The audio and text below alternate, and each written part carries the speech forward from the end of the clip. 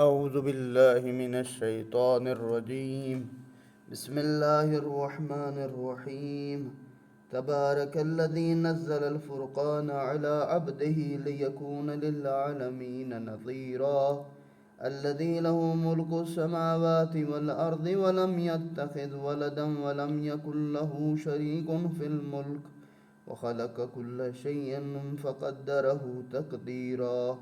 واتخذوا من دونه آلهة لا يخلقون شيئا وهم يخلقون ولا يملكون لأنفسهم ضرا ولا نفعا ولا يملكون موتا ولا حياة ولا نشورا. وقال الذين كفروا إن هذا إلا إفك افتراه وعاناه عليه قوم آخرون فقد جاءوا ظلما وزورا. وقالوا أساطير الأولين كتبها فهي تملى عليه بكرة وأصيلا. قل أنزله الذي يعلم السر في السماوات والأرض إنه كان غفورا رحيما.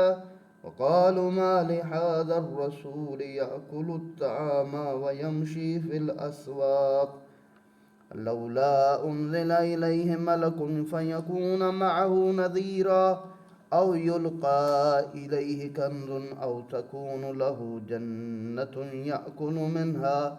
وقال الظالمون إن تتبعون إلا رجلا مسحورا.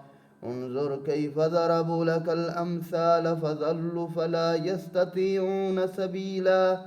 تبارك الذي إن شاء جعل لك خيرا من ذلك جنات تجري من تحتها الأنهار ويجعل لك قصورا. بل كذبوا بالساعة وأعتدنا لمن كذب بالساعة سعيرا. إذا رأتهم من مكان بعيد سمعوا لها تغيظا وزفيرا. وإذا ألقوا منها مكانا ضيقا مقرنين دعوا هنالك ثبورا. لا تدعوا اليوم ثبورا واحدا وادعوا ثبورا كثيرا. قل أذلكم خير أم جنة الخلد التي وعد المتقون كانت لهم جزاء ومصيرا. لهم فيها ما يشاءون خالدين كان على ربك وعدا مسئولا. ويوم يحشرهم وما يعبدون من دون الله فيقول أنتم أذللتم عبادي هؤلاء أم هم ضلوا السبيل. قالوا سبحانك ما كان ينبغي لنا أن نتخذ من دونك من أولياء ولكن متعتهم وآباءهم حتى نسوا الذكر وكانوا قوما بورا. فقد كذبوكم بما تقولون فما تستطيعون صرفا ولا نصرا. ومن يظلم منكم نذقه عذابا كبيرا.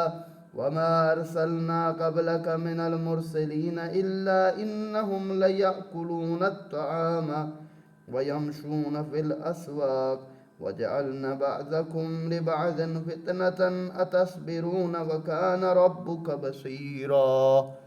सूरह फुरकान ज़ात परवरदिगार इरशाद फरमा रहा है, बाबरकत है वो ज़ात जिसने अपने बंदे पर फुरकान नाजिल फरमाया ताकि वो सारे जहां वालों के लिए इंतबा करने वाला हो, जिसके लिए आसमान और ज़मीन की बादशाही, जिसने किसी को बेटा नहीं बनाया और जिसकी बादशाही में कोई शरीक नहीं, जिसने हर चीज़ को खल्क फरमाया फिर एक को अपने अंदाजे के में मुकद्दर फरमाया।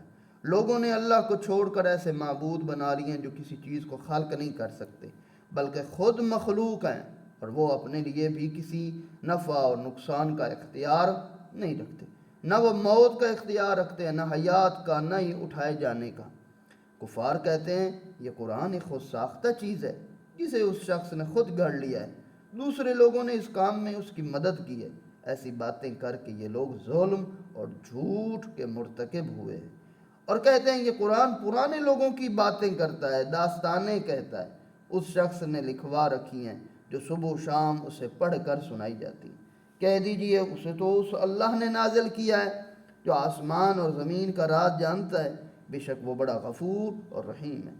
اور وہ کہتے ہیں یہ کیسا رسول ہے جو کھانا بھی کھاتا ہے، بازاروں میں بھی چلتا ہے، اس پر کوئی فرشتہ کیوں نازل نہیں ہوتا تاکہ اس کے ساتھ تنبیہ کر دیا جائے، یا اس کے لیے کوئی خزانہ نازل کر دیا جاتا، یا اس کا کوئی باغ ہوتا جسے وہ کھا لیا کرتا۔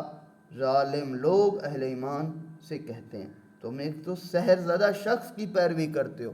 نعوذ باللہ، رسول اللہ کو کہا گیا کہ جادوگر ہے اور یہ ایسی باتیں کرتا ہے جس کی وجہ سے جیسے جو لوگ جادوگر کے پاس بیٹھ جاتے ہیں، اس کی باتوں میں آ جاتے ہیں، یہ رسول بھی اسی طرح۔ فرمایا دیکھیے یہ لوگ آپ کے بارے میں کیسی باتیں بنا رہے ہیں، پس ایسے گمراہ ہو گئے ان کے لیے راہ پناہ ممکن ہی نہیں ہے۔ بابرکت ہے وہ ذات، اگر وہ چاہے تو آپ کے لیے اس سے بہتر ایسے باغات بنا دے جن کے نیچے نہریں بہتی ہیں، آپ کے لیے بڑے بڑے محل بنا دے۔ بلکہ حقیقت یہ ہے کہ انہوں نے قیامت کو جھٹلایا، جو قیامت کو جھٹلائے اس کے لیے ہم نے جہنم تیار کر رکھی ہے، جب وہ جہنم دور سے انہیں دیکھے گی تو یہ لوگ غضب سے اس کا بپھرنا اور دھاڑنا سنیں گے۔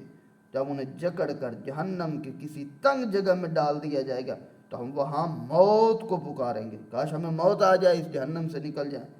تو ان سے کہا جائے گا آج ایک موت کو نہ پکارو بلکہ بہت سی اموات کو پکارو۔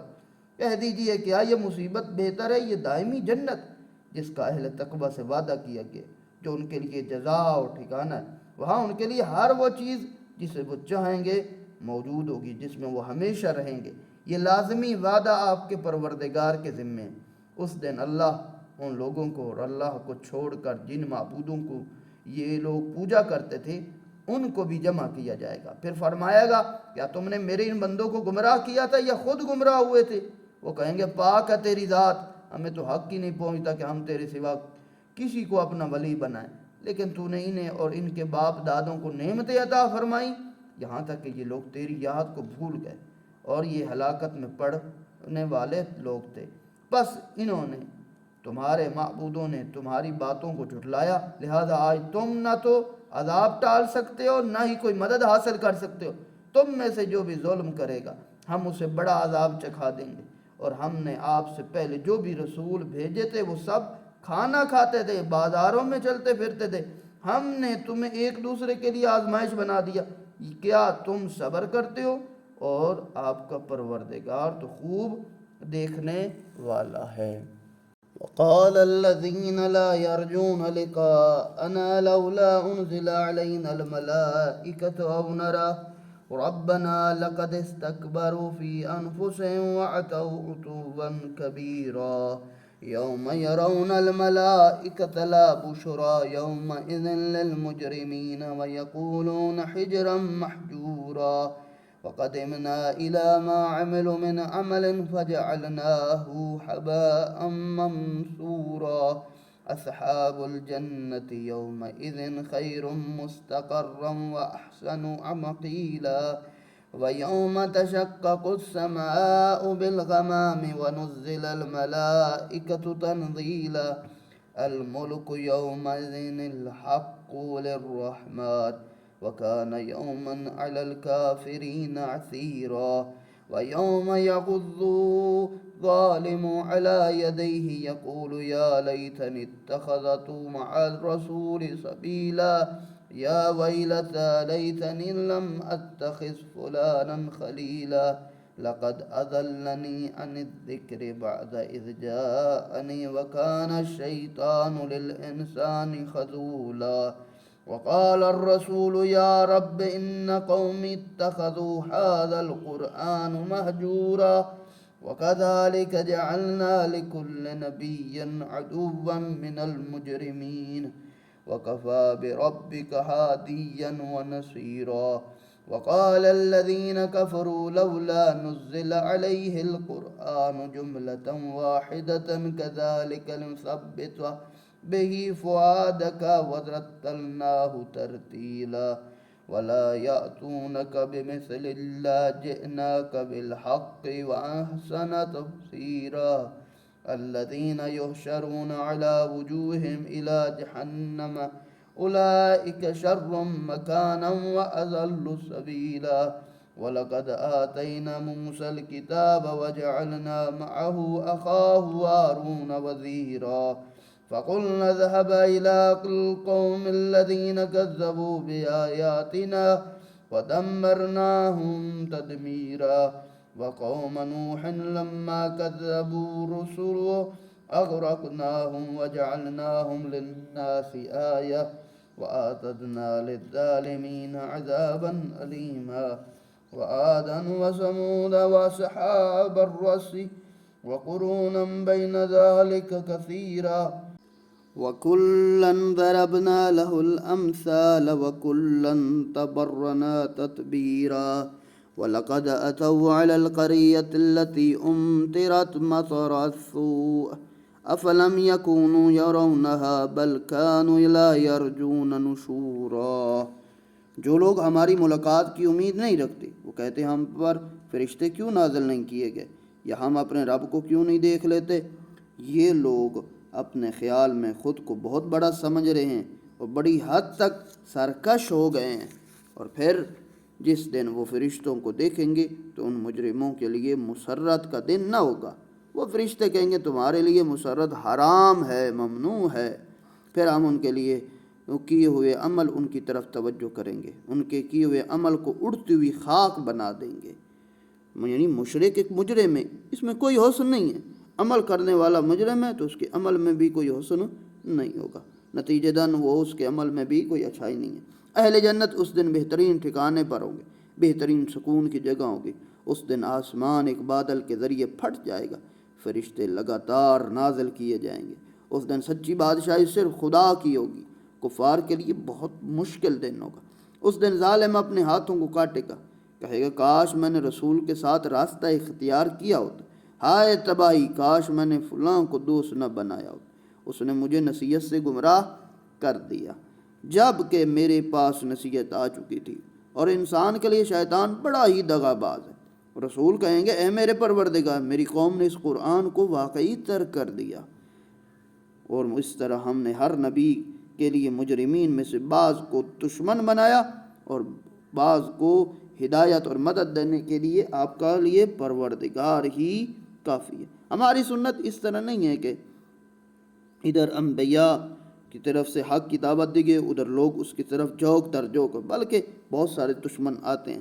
قیامت کے روز جہاں گمراہ لوگ اپنے کیے پر نادے ہوں، وہاں رسول بھی اللہ کی بارگاہ میں مجرموں کے متعلق ایک بات اٹھائیں گے، وہ یہ کہ قرآن کو ترک کر دیا. یعنی جو دستور حیات نے پیغمبر نے انسانوں کے لیے عنایت فرما دیا تھا، لوگ اس دستور کو چھوڑ گئے تھے. کفار کہتے ہیں کہ اس شخص پر قرآن یکبارگی یعنی ایک ہی دفعہ نازل کیوں نہیں ہوا. بات یہ ہے کہ اس طرح آہستہ اس لیے اتارا تاکہ اسے ہم آپ کے قلب کو تقویت دیں. ہم نے اسے ٹھہر ٹھہر کر پڑھ کر سنایا. یہ لوگ جب بھی آپ کے پاس کوئی مثال لے کر آئیں تو ہم جواب میں آپ کو حق کی بات اور بہترین وضاحت سے نوازتے ہیں. کفار سے بات مانتے نہیں تھے، کوئی نہ کوئی غلطی نکالتے اپنی طرف سے، کہتے یہ بھی غلط ہے، یہ بھی ٹھیک نہیں. وہ لوگ ہیں جو اوندھے منہ جہنم کی طرف دھکیلے جائیں. ان کا ٹھکانہ بہت برا ہے، برا ہے، حق سے بہت ہی دور ہوں گے. اور بے تحقیق ہم نے موسیٰ کو کتاب عنایت فرمائی، ان کے بھائی ہارون کو مددگار بنا کر ان کے ساتھ کر دی.